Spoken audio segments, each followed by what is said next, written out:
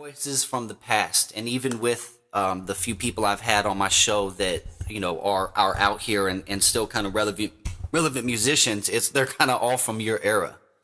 You know what I'm saying? And they all have something to say. And your story. Now, let me tell you first off, JD, I'm a huge fan. I'm greatly influenced by West Coast music, by your music in particular. And I'll tell you what, I used to have conversations with people on who was tighter, you or Cube. Wow, that's crazy. That debate has been something that has been in existence probably for about 20 years, bro. And a lot of people always kind of put me in the middle of that debate. I'm going to tell you like this, straight out. Freestyle, he could never fake. Concept music, concept album, delivery. He to be honest, was somebody that I really emulated. And you know what? I'm going to try to outdo him because he was the guy that I aspired to be better than. Well, it's hard, man. Yeah, cold-blooded freestyle session, but I would murder the freestyle session. But when it came to writing, Q was a beast, man, and he was a brilliant businessman. But I've had several people say, "Jake, you harder than Q," straight out. But also too, from at that point with a hip hop standpoint, you guys fed off each other. I mean, and everything back then too. I mean, you've seen even work from the position you're at right now. I read the article that you had done in I think it was last April, and you said you still are able to hear new music and stuff like that. But just even from the standpoint where you're at, this game has changed a whole lot. I mean, everything's visual now. Everything's a YouTube video. Everything's a this, everything's a that. But growing up, when I saw Gorillas in the Mist video, I saw chemistry there with you and Cube of you feeding off each other. And it's kind of like what you're saying right now. That's the person you wanted to be better than. Yeah, but I tell you, man, I used to sit there with people and say, I don't know. I think JD's up there, man. But, not to get too off subject. So, I got everything going right now. It's a real pleasure having you on the microphone, on the phone, here in Die4 Studios. Give yourself a little brief shout out to these people and let them know who you are and literally the history that I'm making right here on Die4 Radio. Okay, well, what's up, everybody? This is your boy J.Dee from the Lench Mob. Yeah, lost in the tombs in the belly of the beast, but I'm back, I'm breathing, I'm alive. And I got something in the pipes for y'all. What's up with my boy Justin, though, huh? Diane, yeah? That's what's up. That's what's up. Now, I'm really excited reading these new things about you and definitely about this short story book that you're doing with JDee, and you guys already landed a publishing deal and everything. So tell these people a little bit about that, because that's actually really, really exciting. Well, the book is called Los Angeles Times Urban Tales. It's a collection of short stories that me, JDee, and my partner N.W.A. collaborated on, and it all spawned. I was in a computer class up here at California Men's Colony, and I decided to just test my hand at writing. So I had a story in my head that I wanted to put out, but I didn't have any characters. So what I did was try to pull from every character that I called myself as a youngster growing up, chasing my own identity. And the story came about, never saw me coming. And then I helped JDee and N.W.A. with Unforeseen and Streets Don't Cry at the beginning. And that's basically how I started.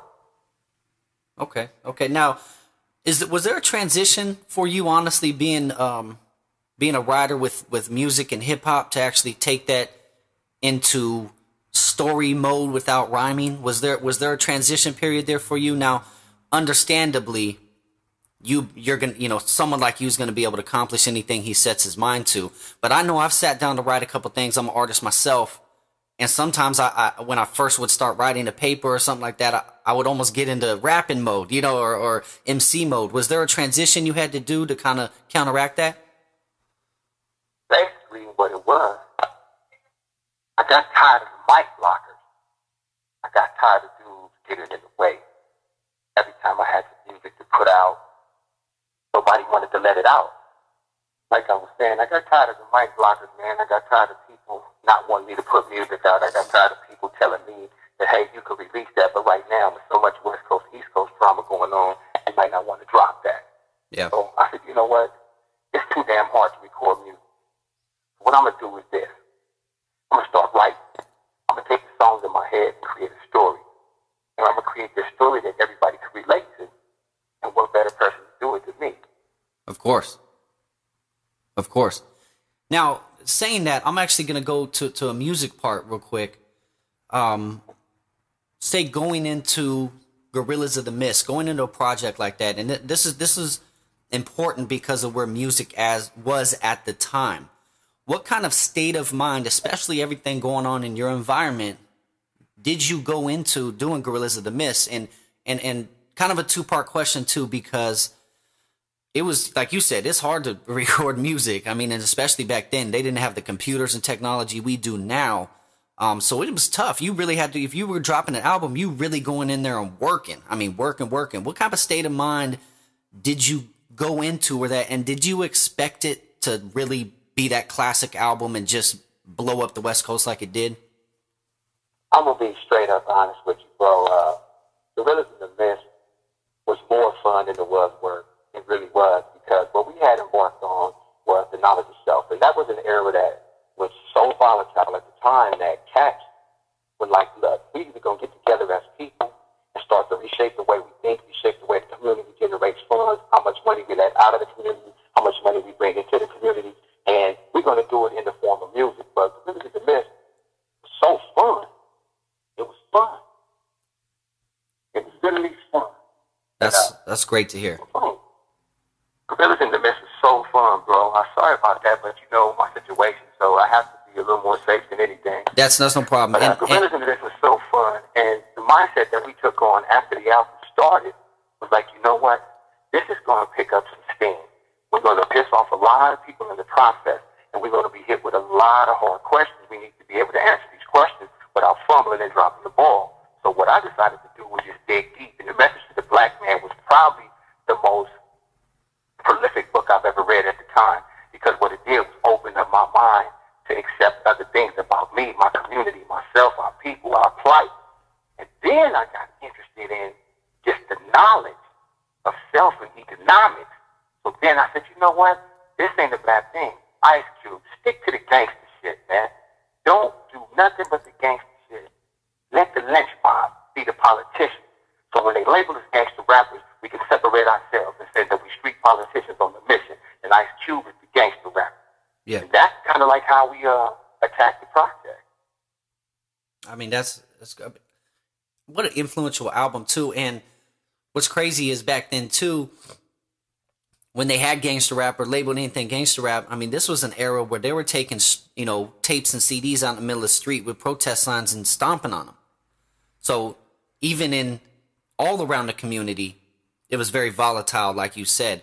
Now, saying that, with the success you had, what was the state of mind going into Planet of the Apes? And I know you were only 2 months into there, but I heard you were the first one in the studio and the last one to leave, even for those first 2 months. So you were definitely on a mission for that. What was your state of mind going into the next album?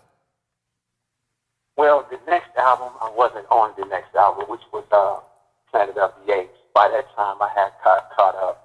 And what happened was I had recorded about maybe 4 or 5 songs with the group.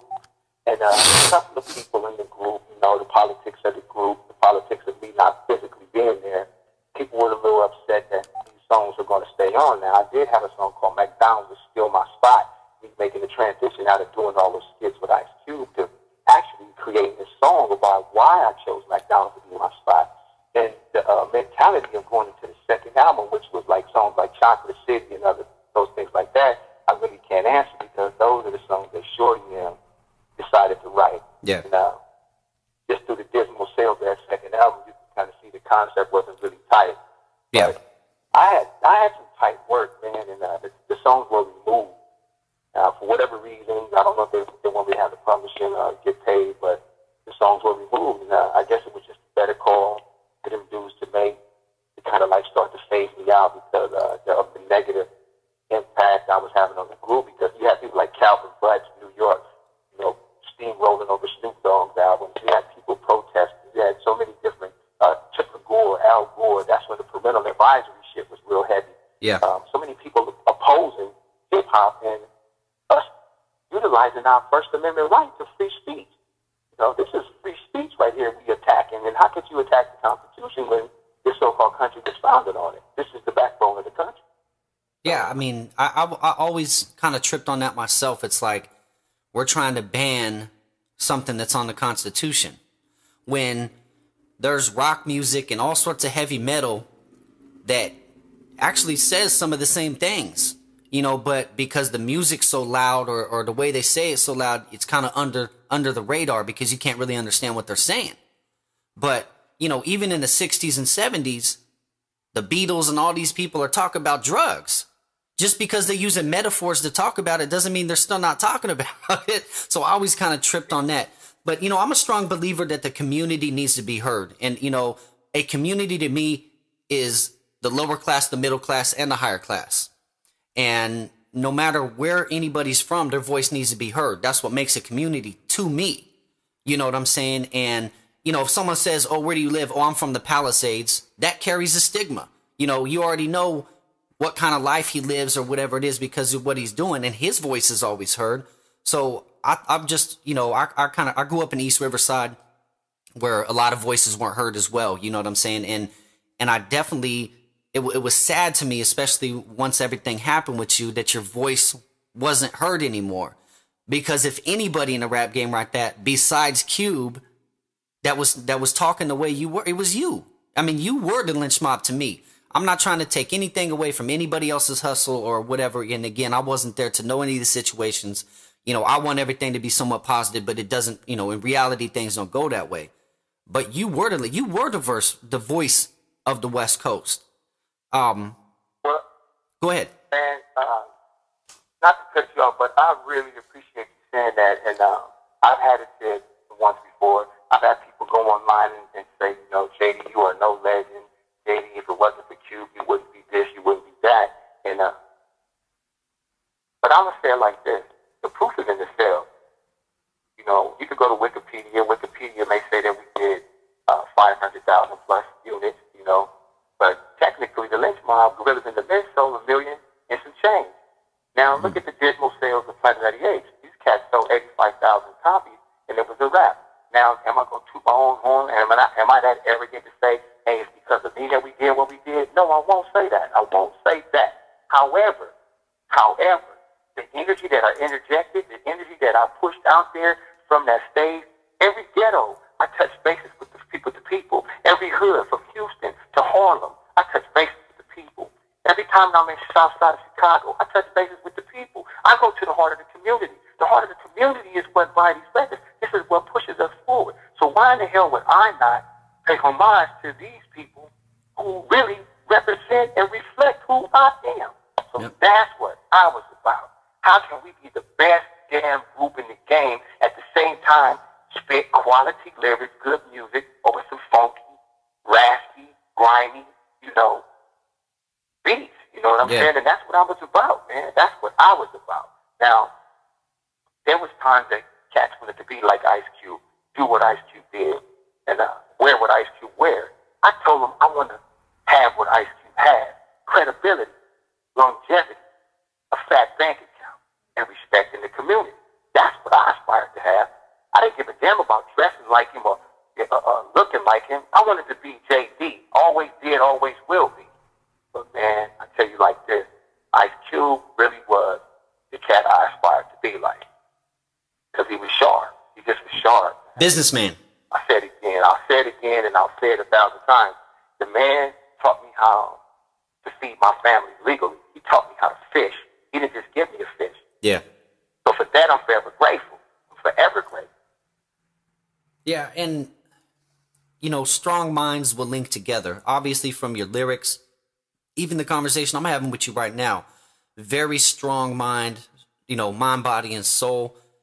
With everything, unfortunately, that has happened this last 20 years, how have you kept so positive, my dude? Because right now I'm talking to you like I can go drive down the street and meet up with you. You know what I'm saying? So how have you kept so strong through all this?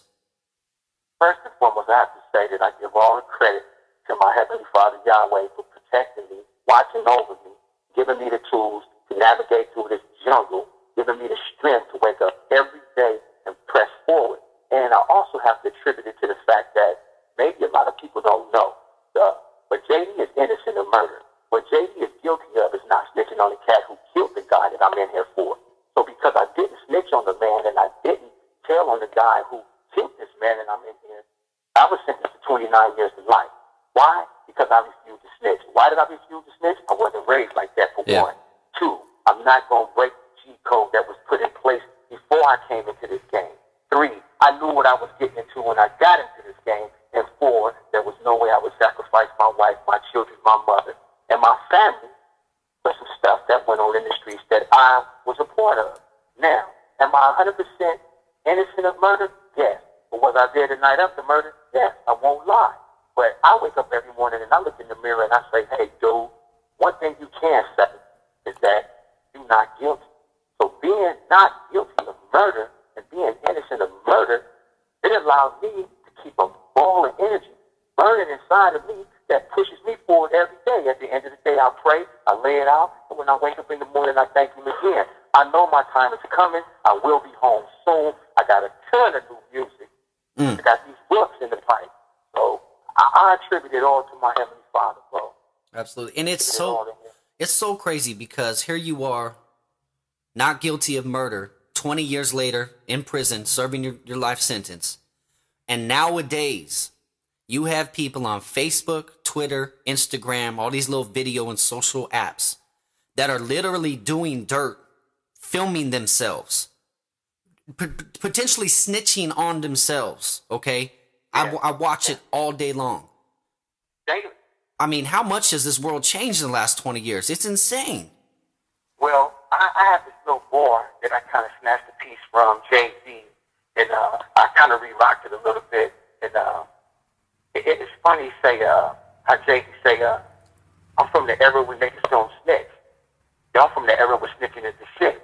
And I got this little bar that I put together like that, and I took a piece of it and kind of like twisted it, you know, changed it up and made it mine.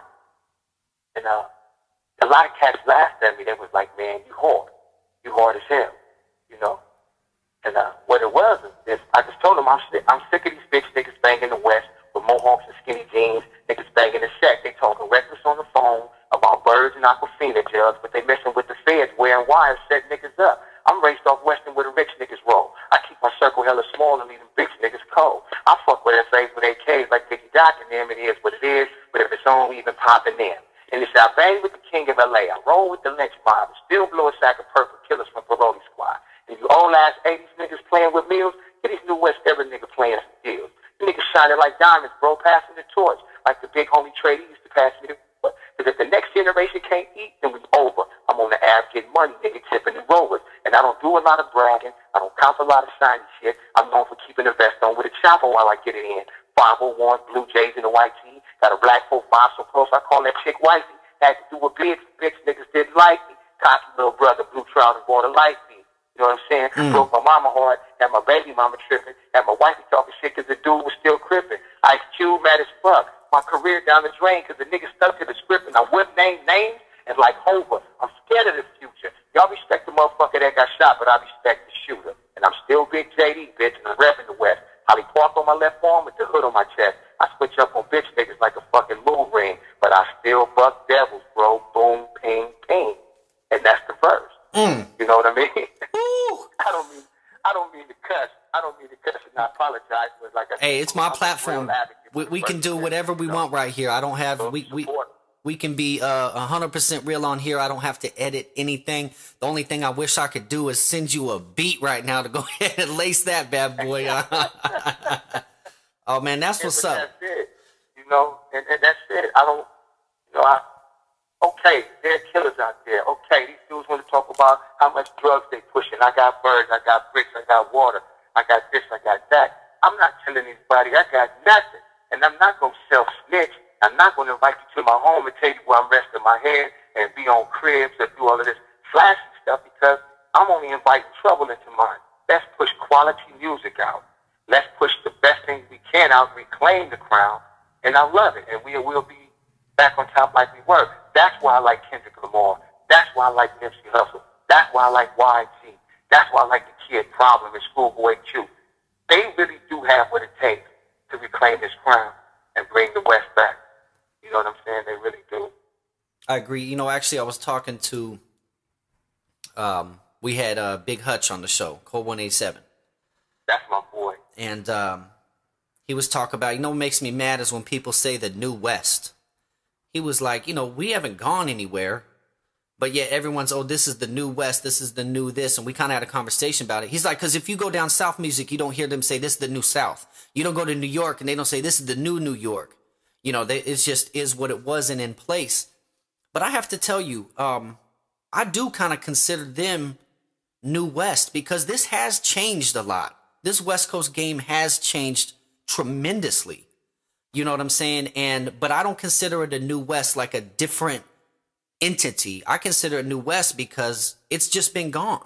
It's time for something new. It's time, like you said, to bring the cycle back, to bring the circle back. And they definitely do it. But, man, they ain't got nothing on you, JD. They ain't got... I'm going to tell you, I appreciate that, bro. But I'm going to tell you, right now is the time for the changing of the guard. And I'll say this with all due respect, Ice Cube, Die4, E40, all these cats with the bread, with the labels, with the influence, with the industry by the balls, they really need to bring the best talent to the surface, nurture it, foster it, produce it, and push it. Look at Nipsey. Why should Nipsey have to go to J-Dee to sign a deal? Why should the game have to go to Baby to sign a deal? Why should anybody have to leave the state of California where this gangster stuff was founded? Why should you have to leave the foundation to go build somewhere else? It doesn't make sense.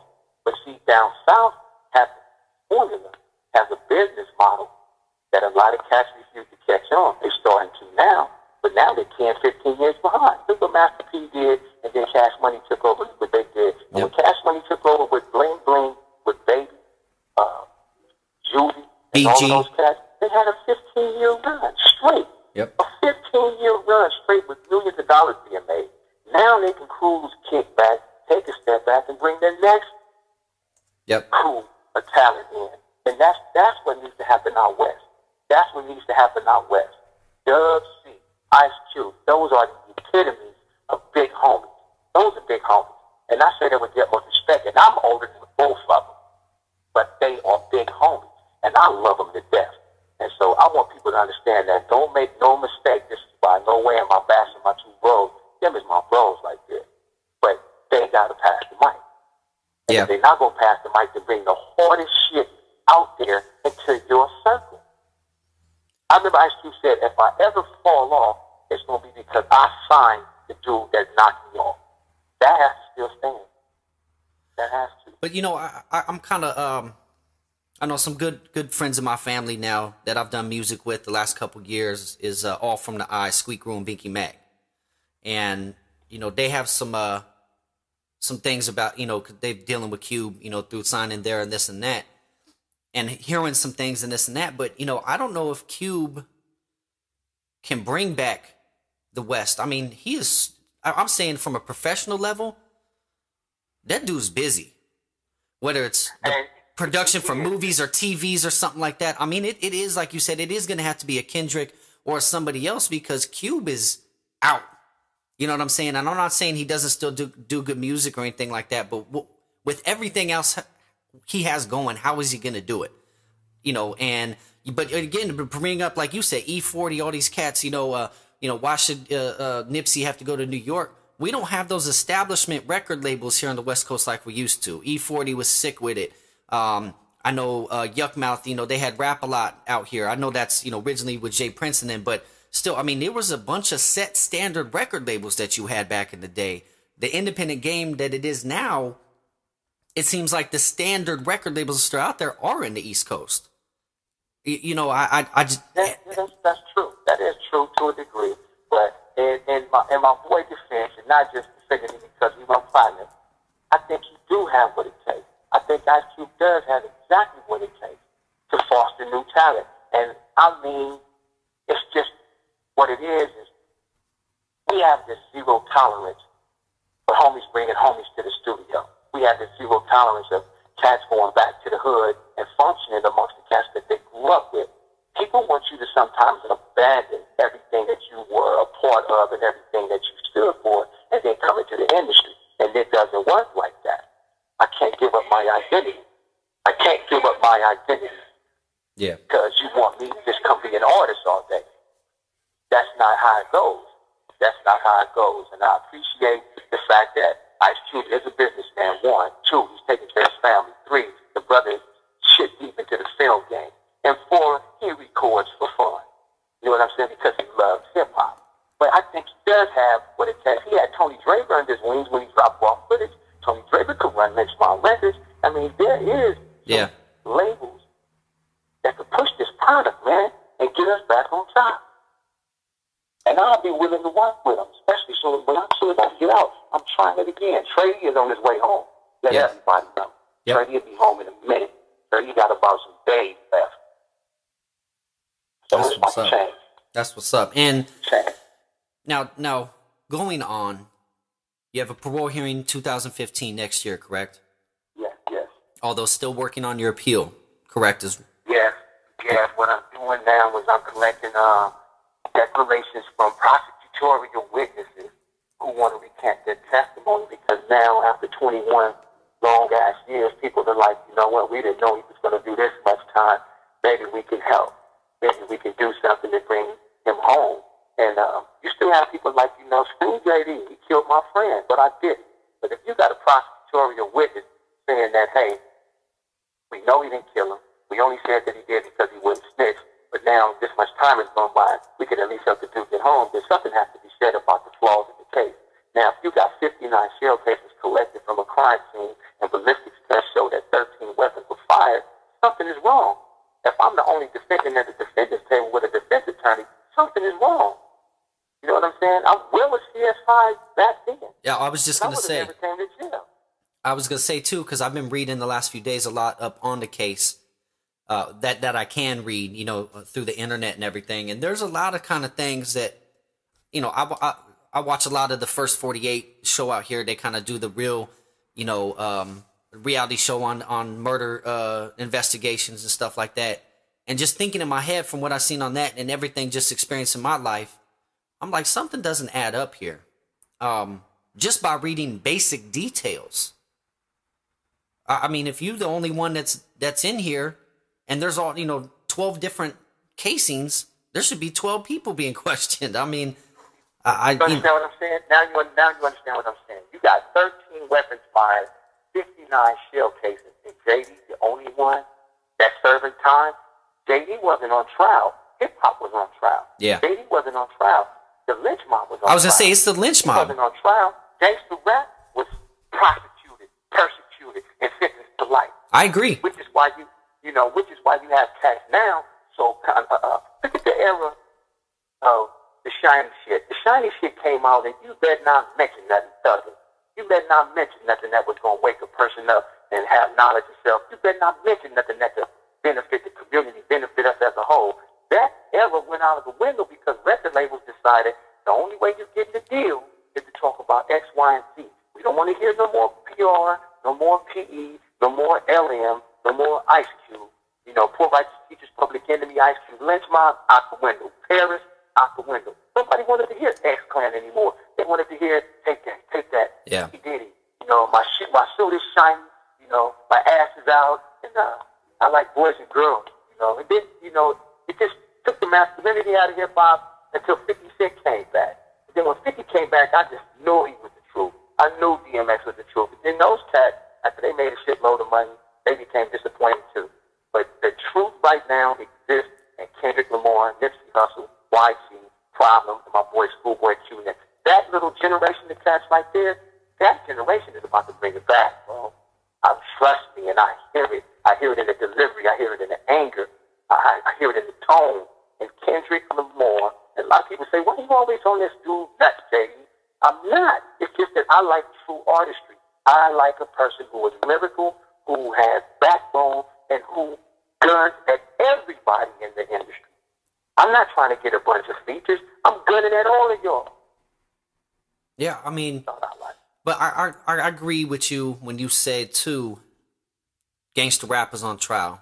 The Lench Mob is on trial. Unfortunately, your name was part of that trial and one of the only names.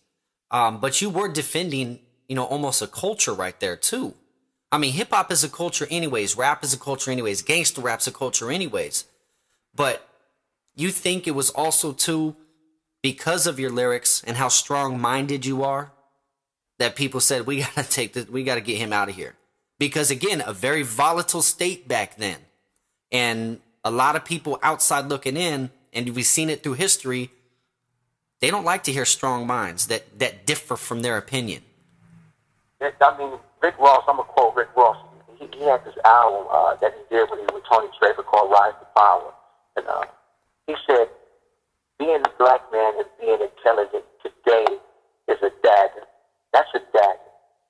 Society as a whole, they don't frown on it. But the establishment, the people in power, they frown on the cat who can articulate himself. They frown on the cat who speaks eloquently. They frown on the cat who can take the BS out of a conversation and then give you back the facts. They frown on that. And as far as like, we got to get him home, and as far as me staying strong, I have to attribute a lot of that to my wife, man. My wife is a soldier, man, and I got to give a shout out to her. I love her to death. Her name is Christy Renee. I call her K Renee. I even took a character in the short story and named her K Renee, called her Little Mama. But Christy has been by my side, had my back. We've been on and off for years, but she came back and she said, I got to marry you. And I said, why you got to marry me? She said, because I was with you the night that all of this happened. I know what really happened. My brother saw what happened. I'm not going to just let this continue to go on. I said, well, why do you have to marry me? She said, because that's the only way I'm going to get you home, because I will come save my husband. And I looked at her, I was like, damn, for a woman to walk back into your life as beautiful as she is, declare what she's going to do, make it happen day after day, day in and day out with very little, there's something has to be said about that. That's a soldier right there. Yeah. She's beautiful. She's a soldier. She had my back. And she was with me the night that it happened, but I just cut her loose. She had nothing to do with this crap. I cut her loose. So my hat's off to my wife. I love you to death, babe. I got your back like you got mine. And I'm on my way home, bro. And it's going to be because of her help. Brothers like you and cats who believe, like Ice Cube and Dub C. Them cats are in my corner. And a lot of people always ask me, what's up with you and Q? What's up with you and Q? I don't talk about Ice Cube. I don't have nothing bad to say about Ice Cube. I never disrespect Ice Cube. Ice Cube didn't send me to jail. The hip-hop game didn't send me to jail. You know what I'm saying? The rap industry didn't send me to jail. I decided not to snitch. They decided to turn it around, make it a gangster rap trial, and gangster rap was placed on trial, and I was subsequently found guilty of a murder that I didn't commit. You know? And it's just unfortunate because I think of all minds in hip-hop, your mind and your voice is what needs to be heard now. And I agree with you with Kendrick and everything you said there. But I just truly believe in part of the reason doing this is I need your voice heard. And you know, it's my show, so I can do what I want. You know what I'm saying? But I definitely think it needs to be heard. Keep the avenue open for me, bro. We can do this on a weekly basis. Oh, I'm down. 2 times a month. I don't mind setting up a format. I don't mind working with you, Dustin. I'm going to send you a visiting form so you can holler at me. Absolutely. And we can talk face to face, and we can really put together something that's with substance and kind of like let's go ahead and gear our people back towards what they need to be focused on. That's good quality music. That's the state with the big bear on it. You know what I'm saying? And let's push. I'm with you. Absolutely, absolutely. Well, you know what? I will let you, just in case, you know, anything happens, you're welcome to call me anytime, any day. We don't have to record. We don't have to do any of that. You just want to holler at me, man. You call, because I'm definitely here. I appreciate it. But I got a book coming out called Dirty. It's about a young cat coming up out of Detroit who get caught up in some drama in Detroit at Casket High, messing with the YBIs. And a lot of cats out there that's hip to YBI know what I'm talking about. Young Boys Incorporated. He's forced to live with his dad in Compton, but he runs into more trouble moving back with his father than he did in Detroit, and then meets this Israeli Mossad agent, and it takes off after that. It's coming out on Ghetto Heat Publishing. I got to give my little bullshit-ass publisher a shout-out, too. Absolutely. Hickson. You know, me and him been having a Mexican standoff for probably about 2 months now, but I do have to keep business. And it's coming out on Ghetto Heat. He's a good guy. I won't badmouth him like that. I do love him to death. He's just hella hard to work for. And I have a part 2 called Dirty Part 2 that I'm done with. That's in the editing process now. And I'm dropping something from my wife called He Loves Me Not, another gangster story about a cold-blooded robbery that takes place downtown at the U.S. Bank building. And that's what I've been doing since I can't bust these lyrics like I want to. Yeah. I had put my pen to other use, you know what I'm saying? Because this is going to be how I feed my family. This is how I'm going to get myself out of prison. And this is my passion, you know. Writing has always been my passion. Yeah. And you can't kill a talent that God gave, you know. No, absolutely not. A few years back, an OG that been down like 30-something years to say, brother, as mad as you did it yourself, you cannot kill a talent that God gave. So you could be pissed off today, but pick up your pen tomorrow.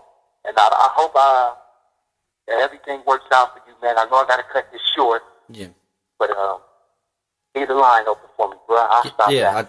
I definitely will. Definitely will. And before you go, too, for my radio show, give me a Die4 Radio JDee drop so I can definitely play that live every show that I have for these people.